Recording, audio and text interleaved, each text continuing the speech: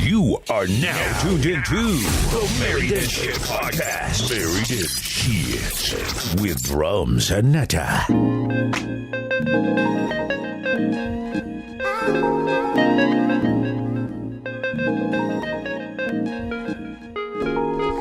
Welcome back. Welcome back. We're back. It's another episode of the Married and Shit Podcast.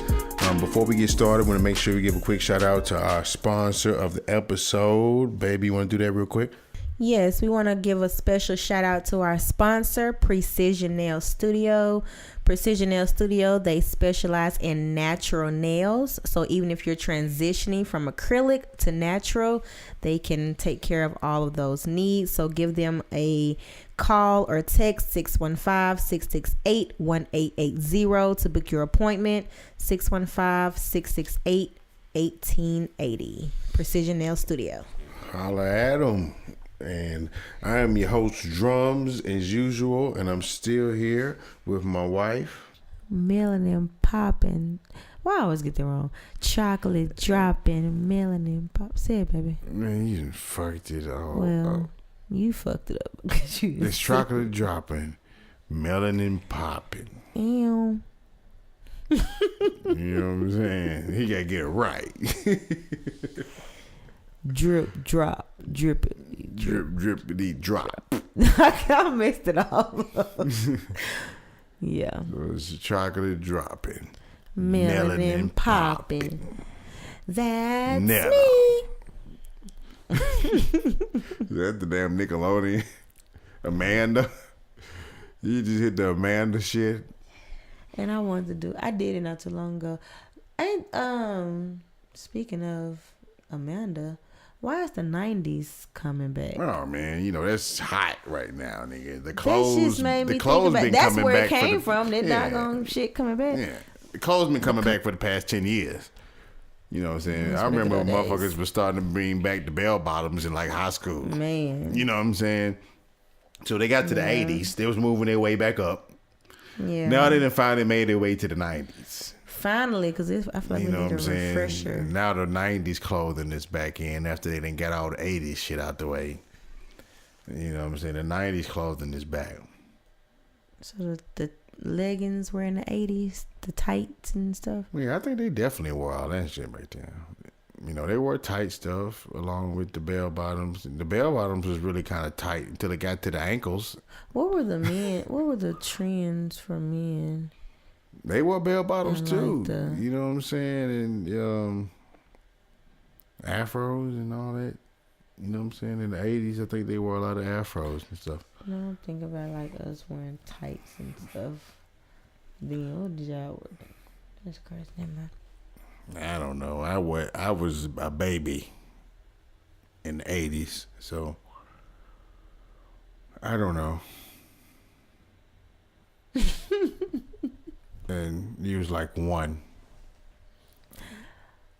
the last year of 80s. So Anyway, I was born in the 80s. 89. Born in the 80s. Let's be real. 89. I'm an 80s I baby. know. You was on the cuff. You want that 80s so bad. I was born in the 80s. You claiming you hanging on to that 89. I was born in the 80s. I know. That makes sense. You're right. Okay. I'm not taking it away from you. You just making sure you know that. No, you just trying to make sure it was barely. It was barely, nigga. You was like 90. You was almost 90. Okay, I had 6 months of 89 left. Yeah, you got 6 months of the 80s. So I got 6 months. So you were 80s baby, technically. I was 80s and 90s. I always get the best of the both. I mean, that's true. Y'all was the last of a dying breed. You caught the 90s by the skin of your teeth. No, I didn't. It wasn't like I was born in December. I was in the 80s. Might as well. 89 is the skin of the teeth. Period. Like the whole year. That was the skin of your teeth. So, you know, you made it though. 89 you babies, made it bro, though. I give y'all props. 89 is the last of the cool motherfuckers, I tell you. Right. The 2007 like high school 90s, year, my shit went crazy. I was like, what? 90s that was dope. Like for the people that was born early 90s, late 80s, y'all caught the last of the dope some shit. Great shit. We know between the dang, I wish it was versus dang, I remember like dang, it's a lot of shit that done happened. You caught the last of the dopeness. That's true. You definitely did. 90s was a great decade.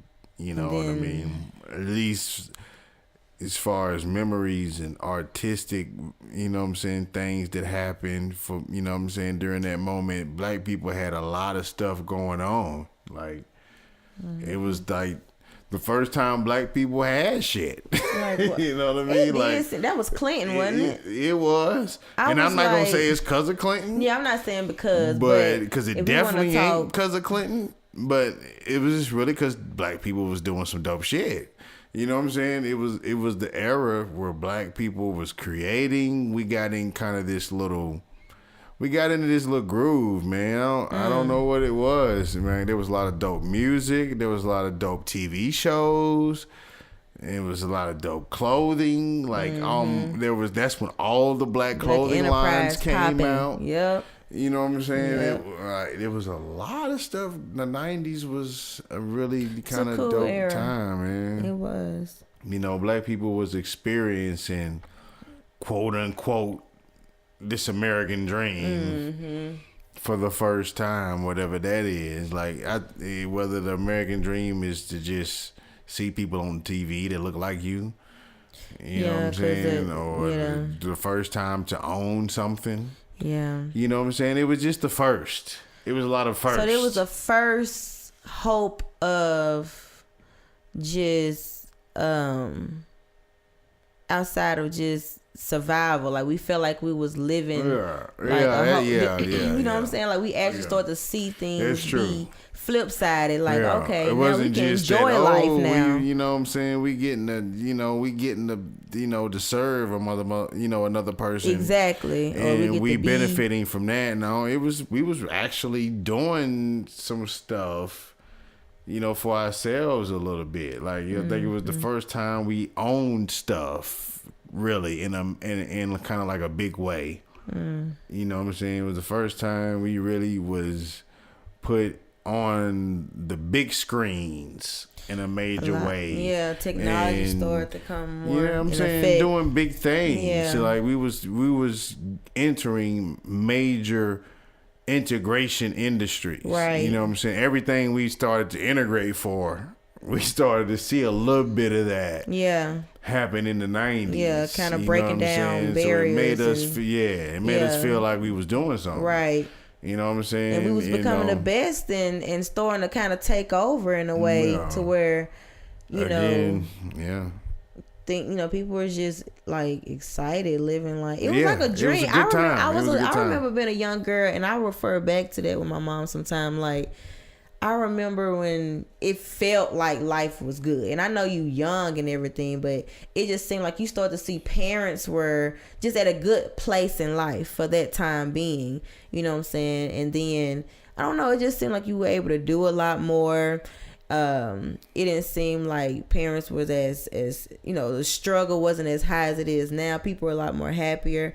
I don't know, but what changed that? I think there's a cycle for everything. I don't think it much changed. I think that's really still happening. We still doing about what we did in the 90s. I just think we realized that we really didn't gain that much. You know what I'm saying? Like, that was still fairly new from post-slavery. Like, as far as seeing a different lifestyle being incorporated now, incorporating different lifestyle. The 80s is what? 40 years removed from the 40s. You know what I mean? So if you think of, 40 years from the 40s, people that was born in the 40s was still around. Mm-hmm. People that was born in the 30s and 20s. Right. You know what I'm saying? Right. So you got to think about, like, they really didn't have much. Mm-hmm. You know what I'm saying? Like, so, you know, to reach the 90s, the 80s, let alone, but then the 90s. Yeah. You know what I'm saying? That was a different, because the fact our parents milestone. And our parents can recall just even some stuff that was still trying to be desegregated. You know, it was still trying to be integration, you know, into these different things where the, you know, school and job workforce and stuff like that. Those things were still kind of becoming new, like still kind of breaking down.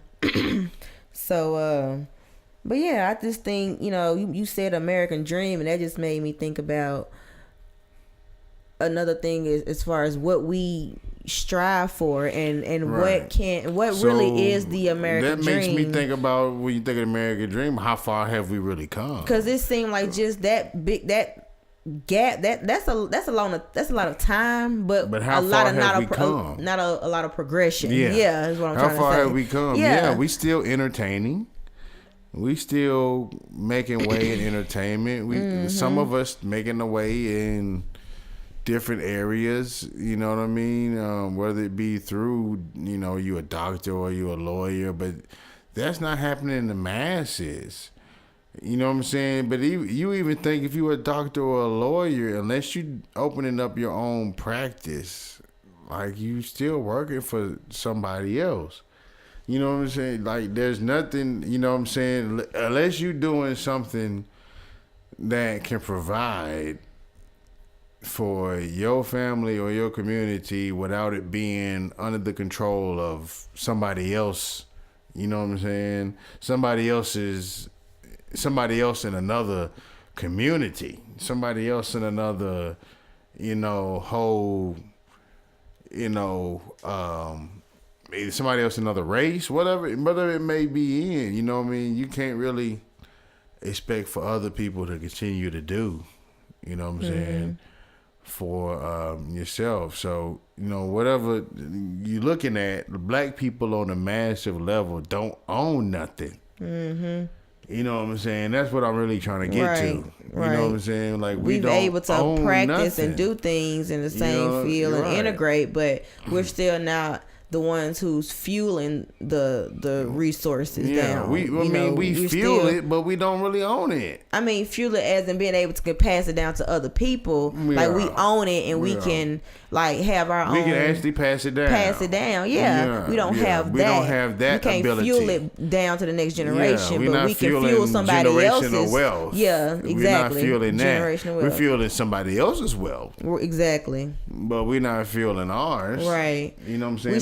slowly are getting into the point, I think, in a sense of actually being able to run society, you know, freely. We don't own anything of that nature, you know, like just sources of life type of thing. You know what I'm saying?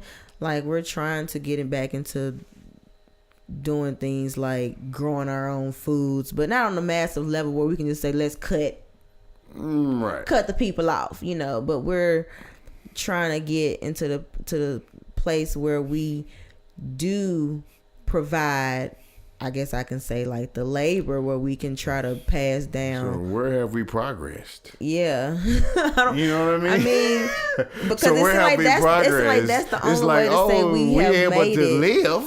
Yeah, like, we're able we happy. to live. We're able to live. I'm able to purchase a house. You know, maybe a lot of us can't do that. But that's what's been told is like the American dream. Like, you know, we got more people being able to get into a home versus so many of us owning shit. Right. So it's like you can get into these homes, you can get these cars, you can have this debt, but you ain't fit to own nothing. You ain't fit to run nothing. You know what I'm saying? You're going to be able to still. So at what point, you know, is the situation where black people being on the bottom and everybody else being on the top, what point does that what point does that start to change? You know what I mean? What point do we see that we're seeing like, oh, we do control our own this, or we do control our own that, or we are making decisions in our community in this way. You know what I mean? I don't really see that happening. You know, I don't. All I see is like, oh, we got to march or we got to beg for somebody else to do something. Right. I mean, like the laws, at what point are you going to realize, like, if black people, maybe the system or the laws is just not going to work out? For I don't know. In our favor. You know what I mean? Maybe it's not meant for us to ever control that. If it is, I don't know. We don't seem to have much faith in it. You know what I mean? We really don't. Like, when, you know what I'm saying, we still marching and protesting for basic rights. Right. So at what point it's like, okay, damn, it's 2018. We made to try something different. How long look at something a different way. Are we gonna beg and march and pray? Yeah. You know what I mean? Because I think at the end of the day, we looking for somebody else to solve our battles when, you know what I'm saying? What are we gonna do? We ain't really looking within, because to be honest, that ties back into, you know, just black people being spiritual. We kind of give our battles, you know, away to the higher being, whatever that is, without really learning how to deal with things internal. Because after so long, you, like you saying, you can't change this system. Right. We keep doing the same thing over and over and over. These traditions that keep being passed, when we only still getting the same thing, or just moving a little needle ahead, when we can be dealing with things internal and saying, okay, let's stop trying to get the people who oppressed us, and like you say, nothing changed. It's really just a different form of oppression or slavery or whatever. You know, let's just start trying to figure out how we can better as people, and really how can we better ourselves. And that's why I brought up that book, because just these little things that we don't realize is really holding us back, because we don't really look within. It's holding us back from really just being as powerful as we really could be, and as we really were in the past. You know what I'm saying? Just really knowing how to look within, and really just knowing how to handle situations that are being thrown at us. You know, like I feel like another thing that's going on right now is this feminine energy is very powerful. I feel like 2018 has birthed a lot of just, I don't know, just women, just, you know, we've always stood up for a lot of different things, you know what I'm saying, and always been movers and shakers. But I feel like this year is a year of a lot of things kind of coming to the surface, a lot of black empowerment, a lot of, you know, black togetherness, you know, women coming out at the same time. But then, like, you come across this shooting. What was it, the shooting that came out on about a guy that got shot or something? Yeah, Stephon Clark. And that's why a lot of this is really it started to divide us. Even it's coming like, up. You know what I'm saying? This kind of whole conversation, I think, about what we talking about is like, how long we gonna really just continue to deal with certain things in the same manner that we've always really dealt with up. It. Yeah, I think that's what this is stemming from. Yeah, really, you know what I'm saying? Because we was really talking earlier. Yeah, kind of about some stuff this Stephon Clark situation, right? And how that's kind of affecting, you know, everybody in different ways. And it's like, you know, we just doing the same stuff. We have, you know what I'm saying? We're not doing and expecting nothing. A different result. Yeah, but we're not doing nothing things. different. You know what I'm saying? And it's not really changing or helping anything that I've seen. You know what I'm saying? And I think that's what people see. It's like, that's not changing nothing. You know what I mean? At what point do we see that ain't changing it? Mm-hmm. You know what I'm saying? So what we doing ain't changing change, it. You literally, you praying ain't changing it. Right. As much as we would love it to. Right. It's not changing it. Yeah. You know what I'm saying? You know, I don't, you know what I mean? I don't know what else y'all want to happen. You know what I mean? I don't like you marching, ain't changing it. Ain't changed it in 50 years. Mm-hmm. You know what I'm saying? Ain't brought any more justice or... You know what I mean? Boycotting ain't changing it now. That's the only thing that did work, but it worked because we had a certain unity with that. And we had a certain kind of pride and other options to deal with that.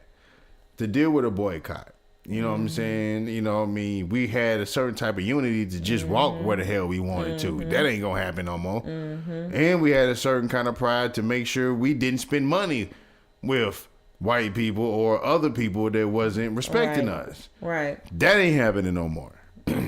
I think because we were still fresh as, you know, still doing our own thing. You know what I'm saying? Being able to, it was still...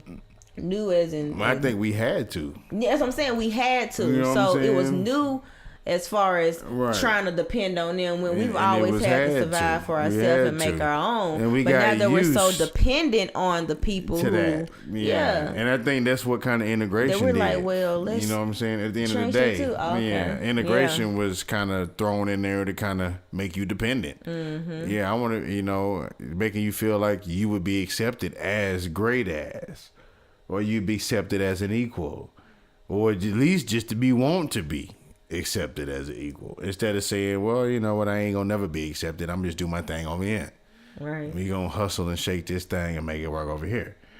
But, you know what I'm saying, integration was thrown in to kind of throw off that whole mentality.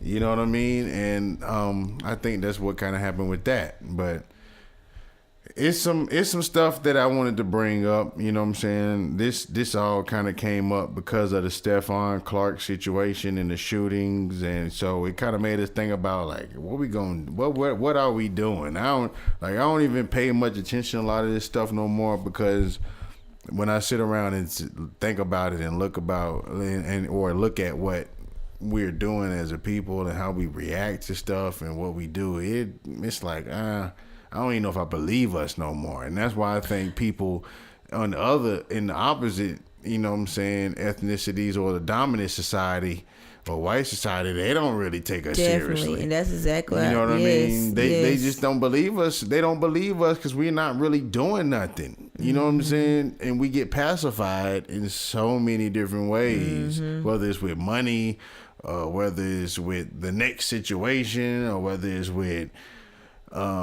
anything, entertainment. We just get thrown off so easily that they know we ain't really serious, man, and we'll take whatever attention or money or symbolic victory that doesn't really do anything for us. We'll take all of that stuff and we'll move forward. And we'll keep saying, oh, well, at least they gave us this. It made me feel a little bit better.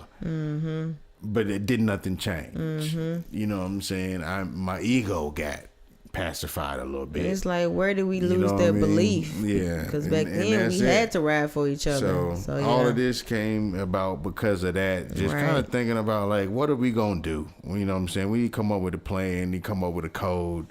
What are we going to do to change these types of situations so people won't think we always crying wolf as black people? They'll take us seriously. You know what I'm saying? They'll look at us and be like, oh, these folks ain't playing. We got to figure out how to adjust to this. Right. You know what I mean? It can't be, you know, on some fake outrage, which is what I call a lot of social media outrage today is this fake outrage. You know, people be faking.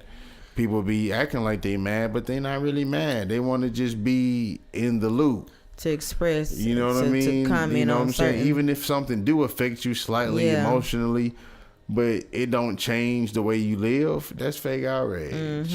It don't change the way you just react. To express your emotion, but you're really not expressing to make a change. You want to get a let me show you my reaction to this. Yeah. You want to get a like. That has affected. You want people to know that you know. Yeah. You know what I mean? Yeah. And at the end of the day, that's what it is. And And there's just so many dynamics to this, and I actually want to touch on something else. You know, I seen a Facebook post that sparked some thought today that I was like, wow, man, this is really wild. And it does piggyback off this whole Stephon Clark situation. Like I said, I ain't even keeping up with it. But I do keep up with what's going on. With how I do use social media to judge the temperature of my community. You know what I mean? And that's what they doing. You use Facebook to do what? Judge the temperature of my community. So I can figure out like what's going on in my with my people. My back what are they thinking about? Popped. When I said that, wait a minute. Not the back pop. That must be a good sign. No, it right did. there. Like when I said, I actually had a pop. I made a back pop with a statement. I'm over here. But, to judge the temperature of the community. I like to judge the temperature of my community, and that's what they do. What you think they use social media for? Yeah. They judging the temperature of society. And I do the same thing. I'm using it for what they're using it for. Right. Like, you know what I'm saying? I'm trying to gauge where my people at. Like, what are they, like, what's going on? So, you know like what I'm the saying? shooting. Even other people, I can gauge society to a certain extent. Now, it's a lot of propaganda on social media, so you got to learn how to filter a lot of it. Just like TV. You got to learn how to filter the news. Mm-hmm. You know what I'm saying? Take bits and pieces. Yeah, you got to learn how to, because it's all propaganda to a certain extent, all of it. So, so you got to learn how to filter it and use it. And I use it to judge and see what's going on and how, people are thinking, what people are thinking. And it will kind of give you a general census or a survey of what's going on out here. And that's exactly what the government does with this. You know what I'm saying? And that's what I do with it as well. So, and I seen a post that made me think a little bit, and it was just some stuff I already kind of been thinking, but it kind of solidified it a little bit for me. And I do want to bring that up and just kind of see if we can flush that out a little bit. What the Book of Faces bring to the table. Yeah, see if we can flush that out a little bit and see if we can bring some other opinions. So, we're gonna take a break real quick. Okay, you gonna leave me hanging.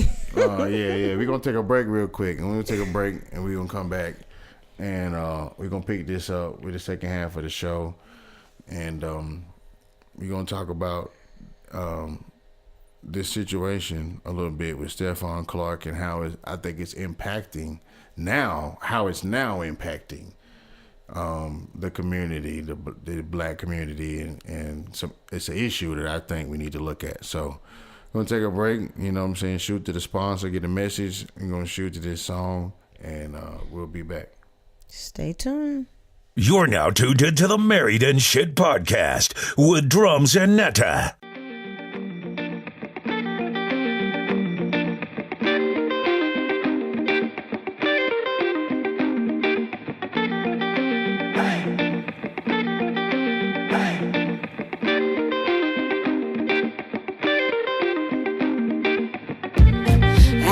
Your phone, but it's no answer.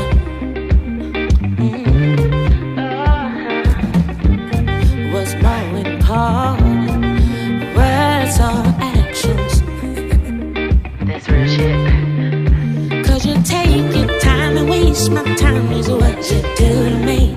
I ain't chasing you, but I want you. I hope that you can see this could be something you won't regret it. Oh, and baby, if you had it, you won't forget it. Oh, you won't forget it. 'Cause your energy, your chemistry is what you do to me. I ain't chasing you, but I want you. I ain't gonna push you. I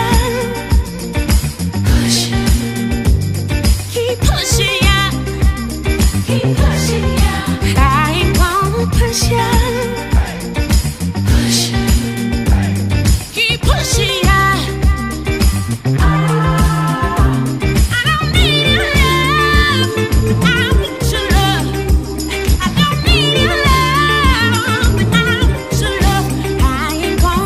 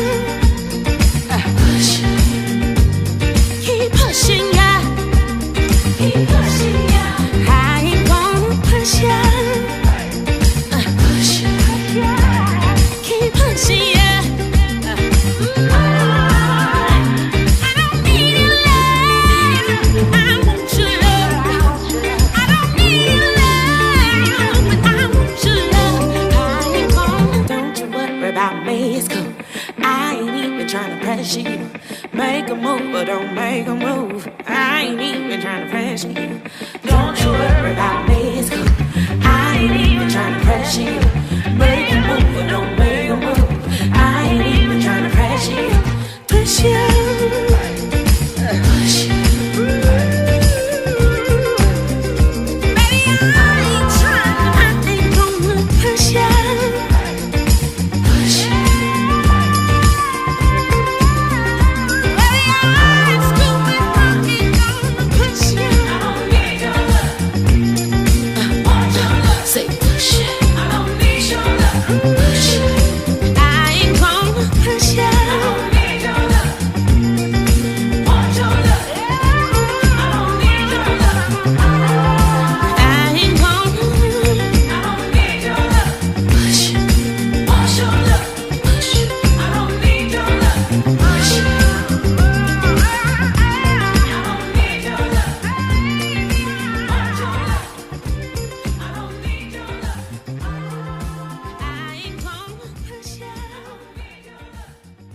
And now, the Married and Shit Podcast with Jrumz and Netta.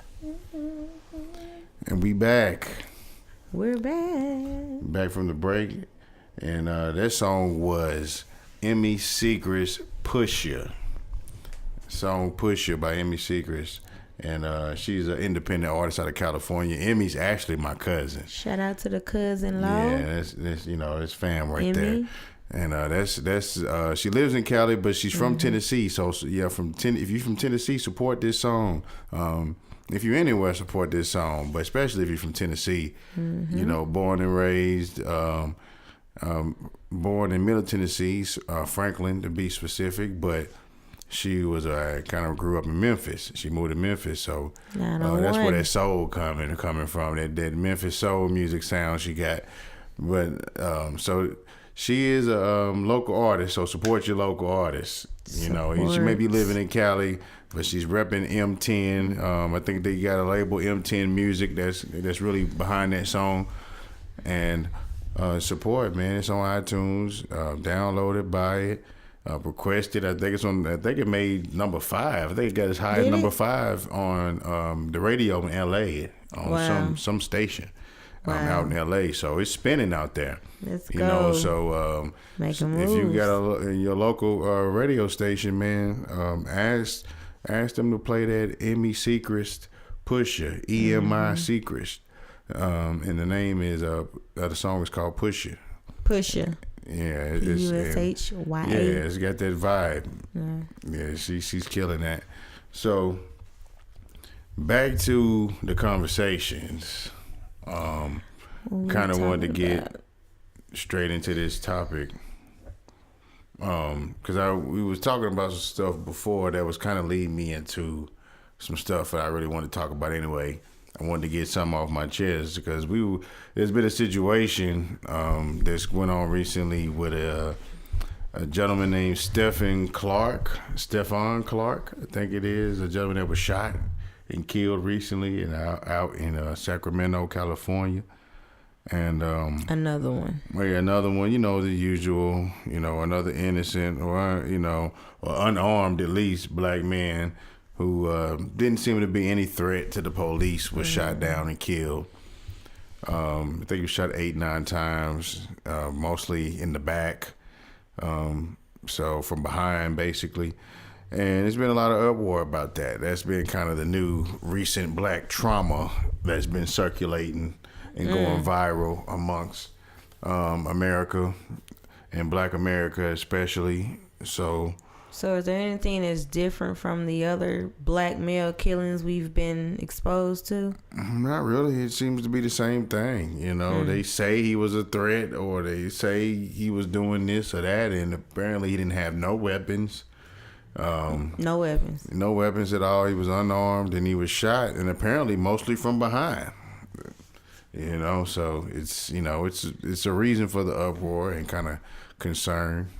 So I get it, and so a lot of people are paying attention to that right now, and they just had his funeral, and there's just been a lot of attention on that as usual. Every time it happens, they'll You know, they'll have one of these situations and it becomes the biggest thing, you know, for about a week or so, and then eventually it dies down. You know, the money, the family gets paid off. The investigation kind of gets swept under the rug. Where was this held at? This was in Sacramento when this happened, where this happened at. California. California.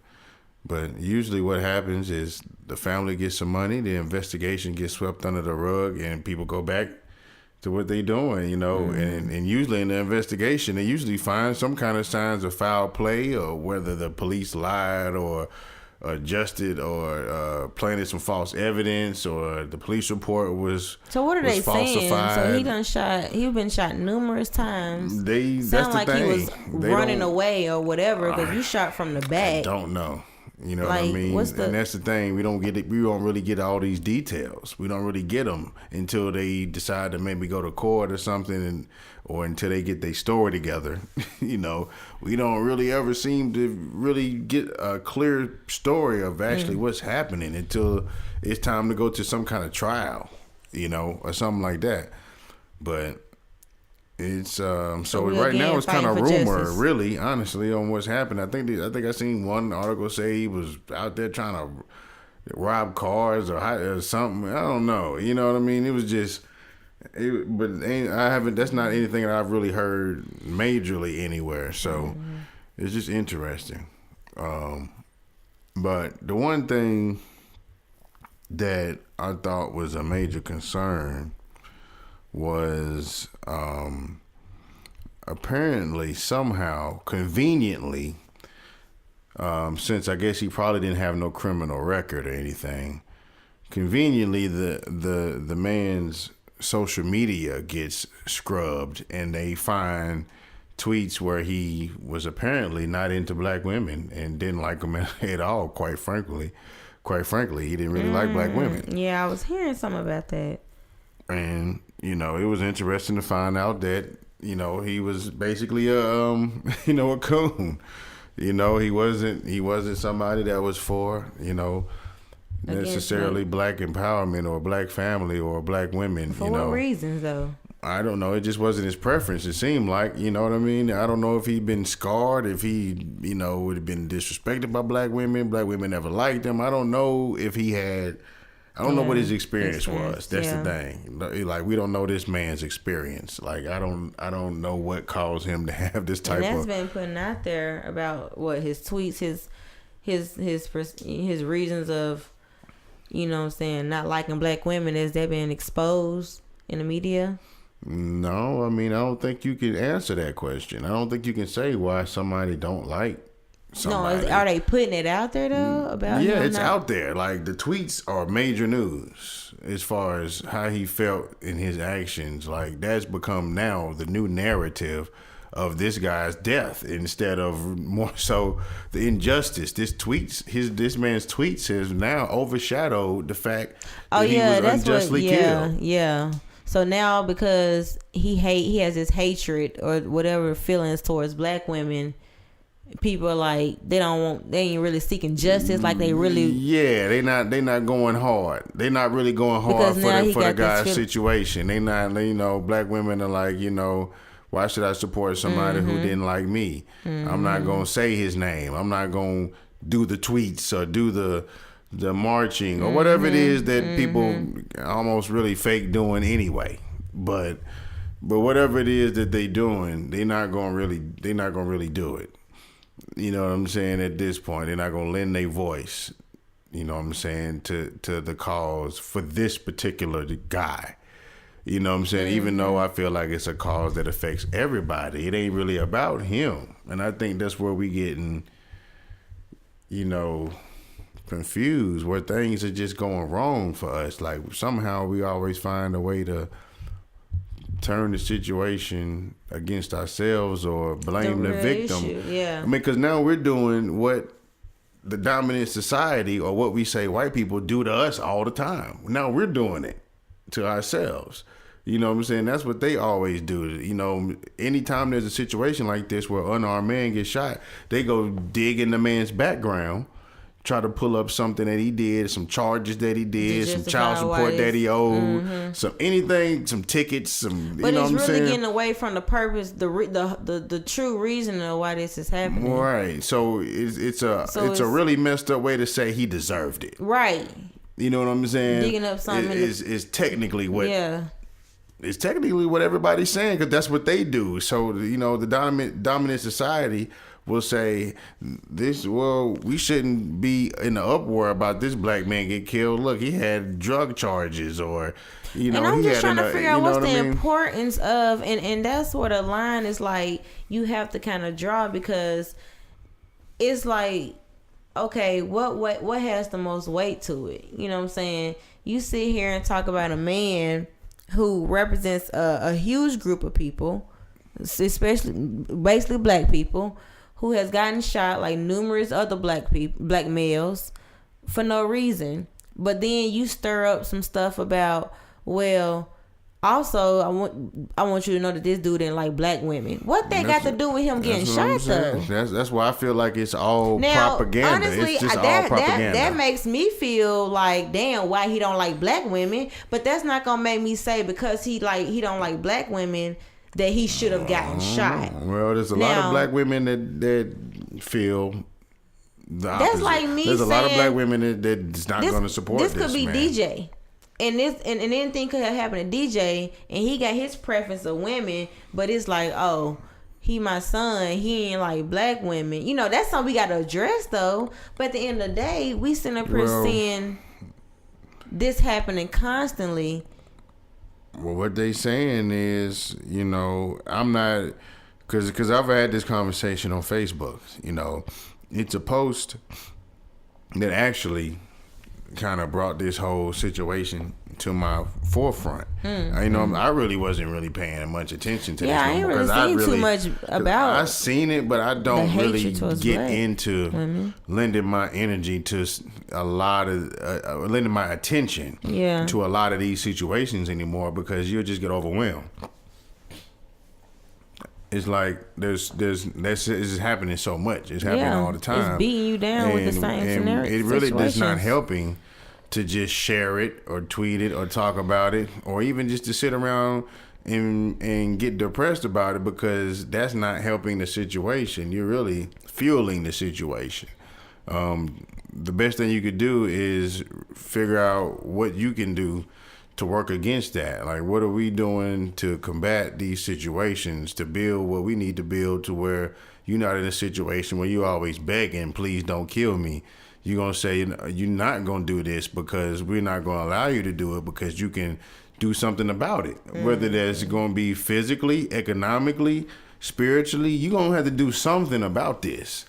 You know what I'm saying? So that's why I don't really lend too much attention to it. So this whole comment that I seen on Facebook is really what brought it to my whole attention, which really made me look at it, because I felt like this was a little different, because now it's went from the dominant society looking for a reason to make an excuse for why these black men should be killed unarmed, to now black people and black women are looking to justify an excuse for why they won't really justify or fight it for this particular cause. And I, like I said, I kind of get it. You know what I'm saying? Like I say, I understand these tweets might hurt, but it sounds like women are really not backing down. You know what I'm saying? Because now, they're like, you can't guilt us into caring about a black man that didn't care about me. You know what I'm saying? So that's really like the whole sentiment, and it's like I get that. You know what I mean? I can't really fault nobody for having that point of view, but I'm like, you ain't gotta really. It ain't about him. It ain't about what I'm saying, martyring these people. And I think that's the thing, is what's happening is we're martyring these people. Like kind of like we martyred Martin Luther King. Like it becomes this traumatic ritual that we keep playing out over and over, and it's really affecting us. We talked about trauma in the last episode, and how trauma can affect you and affect your DNA, affect how you develop. Exactly. It can affect your potential. It can affect you. Period. As a person, you're not able to even function correctly. Exactly. If you're being traumatized, you're not even able to think consistently to be traumatized. There's things that I feel like, you know, it may not happen in exact occurrence to what traumatized you, but there are things that trigger the traumatization. I don't know if that's even the word. Right. But, you know, there are things that trigger that. And having these consistent, you know, killings of black men happening is triggering certain traumas that we are not getting past. So they know certain things that they can do to cause certain reactions, things happening, and hinder growth, because they know it's like they know our weakness emotionally. And that's what I want to get back to. And that's what I want to get back to, is because what we're doing is we're so traumatized now, is we're looking for excuses to not really do anything. We're looking for excuses to not really. It's like now, it's like I might as well do what they doing, because nobody's going to jail. We haven't had not one person. There's not been one police of any of these unarmed shootings ever go to jail. But we've had, you know, so many people go to jail for a lot of other things that, you know, nowhere comparison. But it's just like we're looking for excuses. So my thing, you know, is, where do you kind of draw the line on, you know, where you're going to be divided on the issue, on a gender issue and a race issue? Because what I'm thinking, it's making you choose. Yeah, that's the same thing with this is a trick bag. Yeah. What this is when things like this come out, when they try to get now you to fight with your own within your own race. Yeah. Now you know, they're dividing and conquering. Yeah. You know what I'm saying? Because cool, you're not gonna say the gentleman's name, but at the end of the day, you want to still make sure somebody gets some justice over this. Like, how else are you going to do that by ignoring this? You know what I'm saying? If you about justice, if like you say you are, how do you ignore this situation regardless of what this man felt? You know what I'm saying? You can't ignore. Like, your silence is basically condoning. You know what I'm saying? When you stay silent about something, you basically saying you okay with it happening. Now, that's what we say to white people all the time. Like, you see a black person getting killed or getting called something, you just don't say nothing, then you basically okay with it. So now, why we don't apply that same rule to ourselves? Now black women are gonna just sit by and not say nothing about this situation, because you can't disconnect this gentleman from the situation. You can't say, I'm not going to support him and support the situation. How do you do that in this particular case? You going to wait till the next nigga die to be like, oh, okay, I like him. And I think, you know, I'm going to support him. I'm going to make sure he get justice, because at least he liked to date black women. I mean, you might not be able to stop somebody from not liking black. I mean, we can't. I mean, stop that's his perception. If you know, like, look, I come from a place. I grew up in Franklin as well. I didn't live there my entire life, but I spent, you know, enough time there. And you in a place where it's a pretty tight-knit black community. It's not a whole lot of us in Franklin. It may have grown, but, you know, when I was there, it's like everybody knows everybody. So like a handful of churches, and everybody goes to them. Everybody's cousins. Yeah. So you grew up with the same black people, you know what I'm saying, your whole life. Like, you've probably dated most of them already. So by the time you get to high school or beyond, you probably have moved on to some of them white women, because there's way more white women around there and others than it is the selection of black women that you didn't grew up with your whole life. So and this is just in this area. So I don't know if you in California, you might be outpopulated. It might not be a lot of black women in some of them areas. The culture might be different out there. They might not date. They might just date a bunch of different women out there. I don't know. I mean, Cali's different. It's big.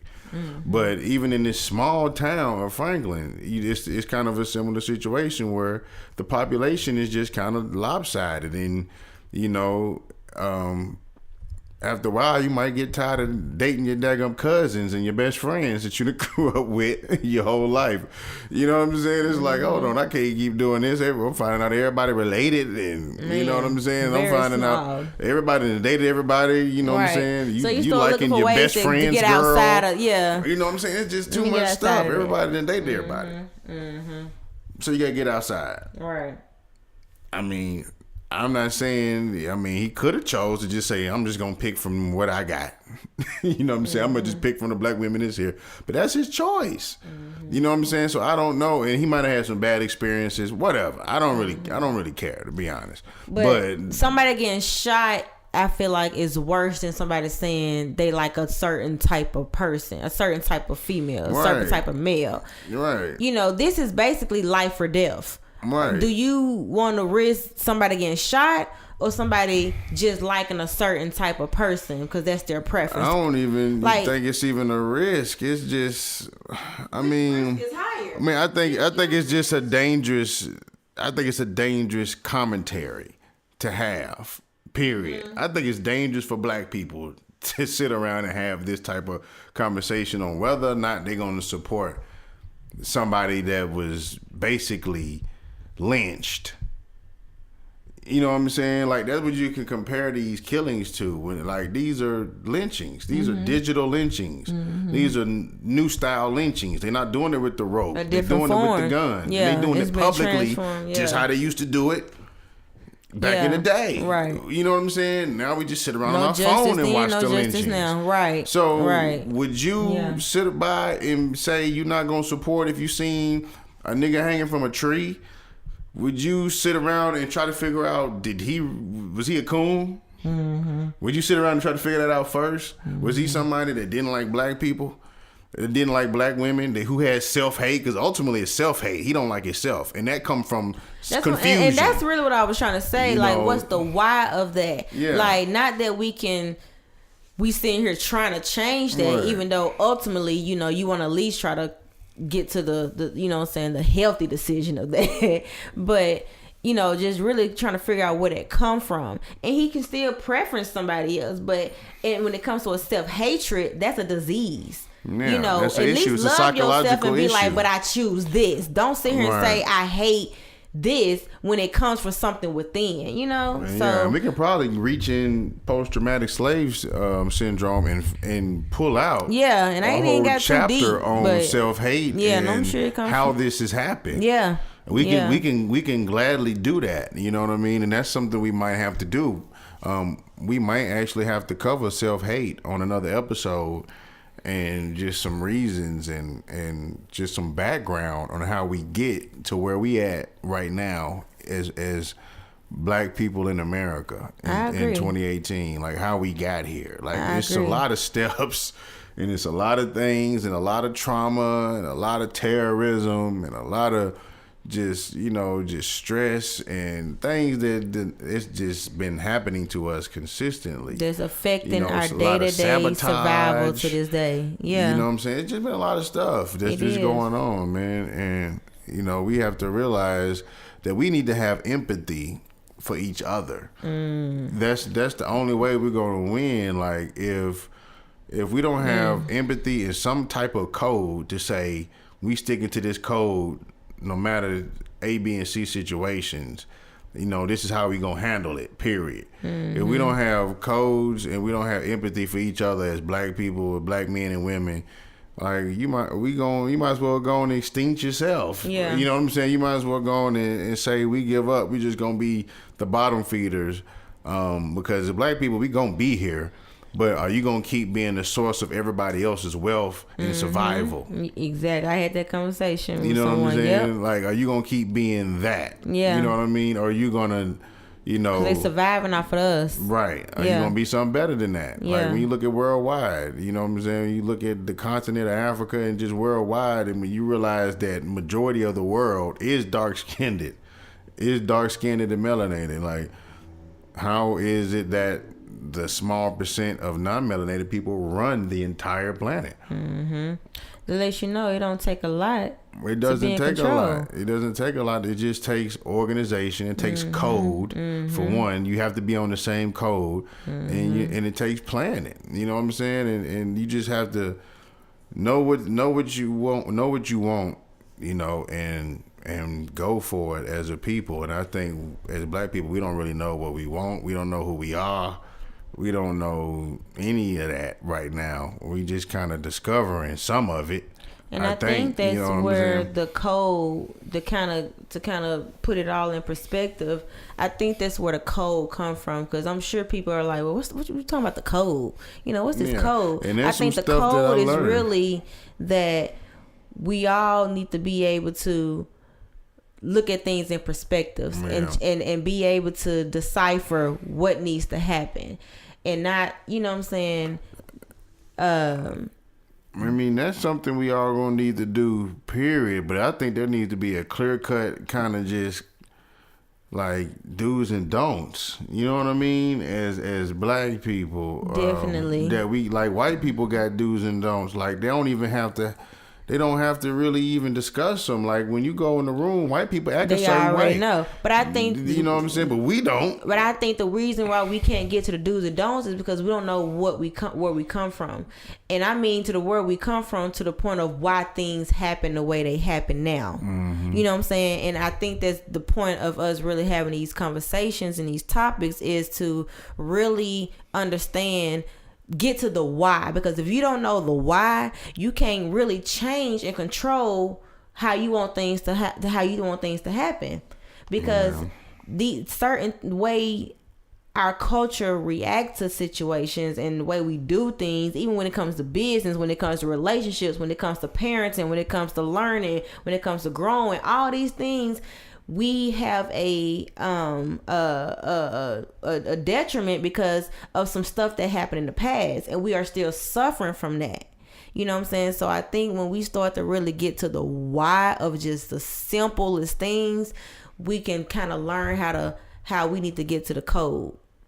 You know what I'm saying? Because we if we don't know why, we so stuck in the simplest, pettiest thing mindset that we can't really figure out. Oh, okay, we can let this go because we need to get to this. That's kind of like that saying: you have to know where you came from, know where you're going. Know where you're going, man. Just kind of know a little bit of history, you know, so you can't continue just a little bit, to repeat it. You know what I'm saying? So you won't continue to be fooled by the same lessons you should have been to learn. Trauma and traditions. You know what I mean? Yeah. So if we ain't looking at history and learning from it, I mean, we gonna be right back there again eventually until you figure it out. Basically. You know, but somehow we got to stop this, you know, kind of this gender war that's kind of basically going on between Black women and men, because like I said, if you look back at history, this has happened.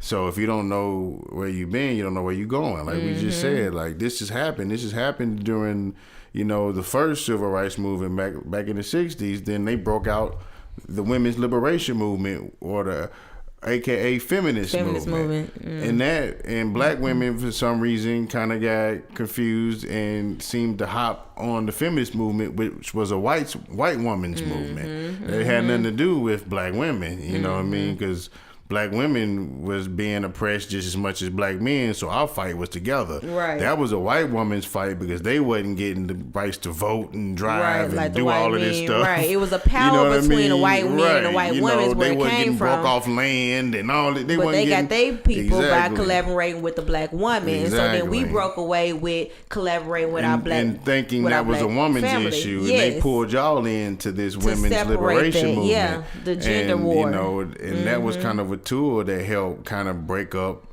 you know, the cohesiveness of Black women and men. You know what I'm saying? That was the beginning of a lot of that. And then there was a lot of propaganda in movies and music and a lot of things that sped that up, you know, through the years. But that was one of the things that really dissipated that energy that black people had together during the civil rights movement. And I think that damaged a lot of it, you know, to be honest. And there was some other things, you know, after that. And of course, there was a lot of sabotage, which that was a sabotage, you know. The feminist movement was a sabotage. But there was a lot of other things that kind of, you know, dissipated the energy too, along with killing, you know, the leaders constantly. You know, like I said, that's making change. That's why we continuously celebrate Martin Luther King's death today like it's a holiday. You know what I mean? Like, you don't see no other assassinations being celebrated and resurrected every year like this man. I didn't think about that. You know, we celebrate his birthday and his assassination, but we don't really celebrate any other. They're not celebrating Lincoln's assassination day. You don't you don't hear none of that. So this is a traumatic ritual that they keep pulling on us so we can stay in this victim mode. I mean, it's all about keeping you in victim mode and keep you from focusing on self and empowerment and always saying, oh man, they still over us. They still got us. You know what I mean? And you know, woe is me. When we gonna overcome? Let's go march. Mm-hmm. You know what I mean? Let's go protest. That does nothing. You know what I'm saying? It's about this money. It's about, you know, economic and spiritual development, which I think it all goes together. But you know, it's about that. Like, you have to affect the economy. That's what made the civil rights movement even work the way it did. It wasn't the marching. It wasn't, you know what I'm saying? It wasn't just them sitting around marching and praying.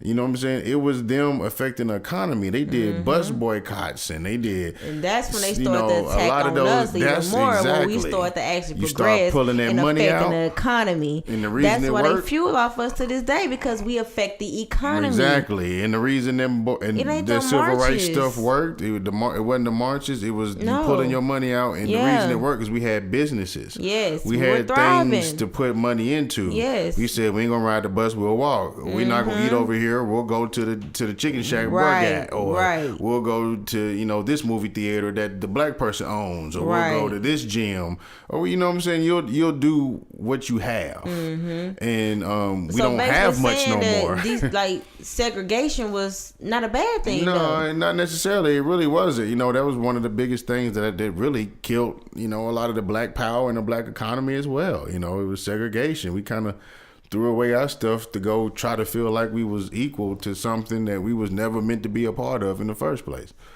You know, so it's a lot to dig into. I mean, we could dig into a lot of different things, and I think somehow we got to figure out how to break all this stuff down and maybe talk about it in separate episodes. Right. Because you can really keep digging into a lot of this stuff. And we definitely got some more, you know, relationship and marriage talk for y'all too coming. We just be kind of doing our thing.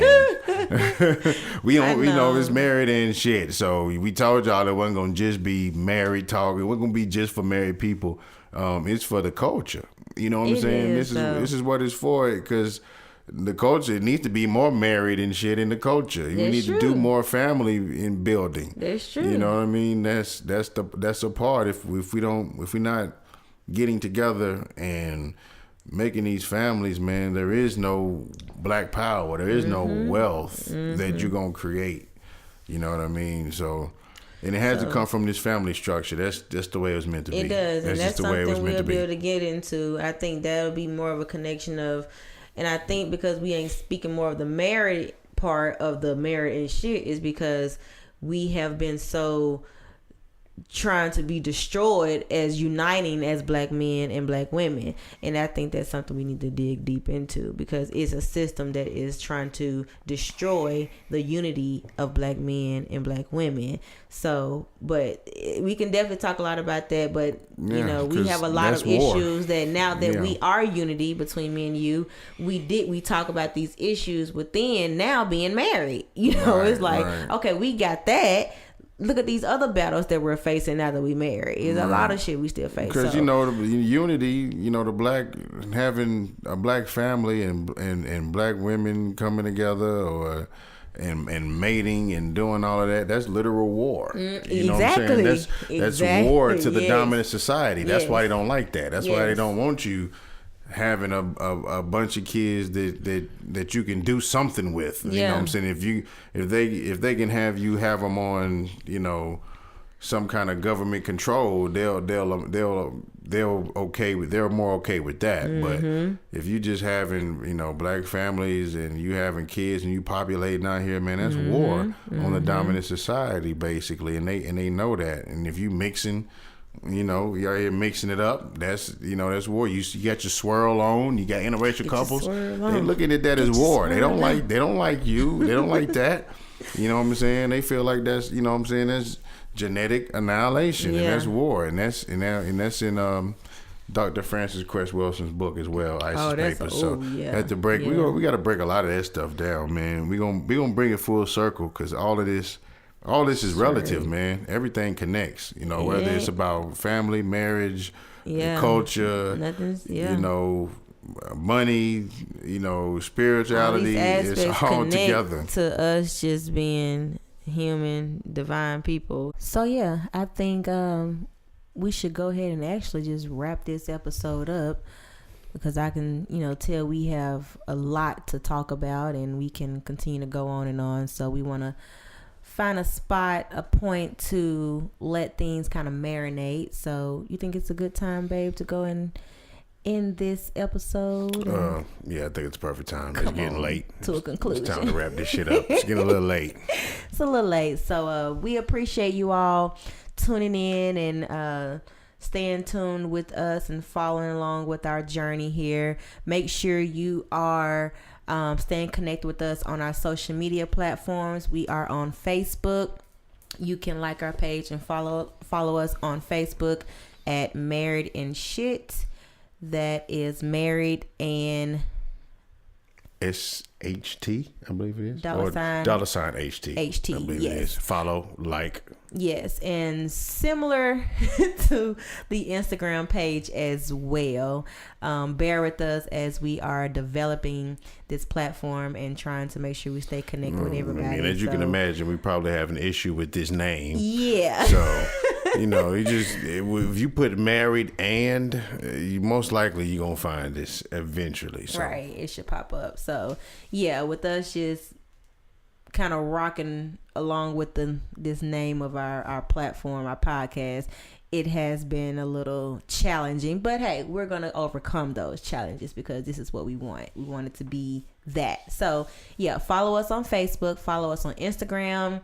You can check out our episodes. If you haven't listened to the previous ones, SoundCloud, iTunes, YouTube, Spotify, pretty much everything we're trying to cover. Google Play. Yes, Google Play. So yeah, so thank you all for listening, and you know, if you have any questions or any advice for us, or if you want to reach out to us as partnering with us, you know, in a sense of businesses, or if you're an artist, email us at marriedandshit615. It's marriedandshit615@gmail.com. So make sure you send all your information there. We respond pretty quickly. So yeah, and want to give one more shout out to our sponsor, Precision Nail Studio. That's our sponsor of the episode, Precision Nail Studio. Make sure you like them on Facebook as well, Precision Nail Studio here in Nashville.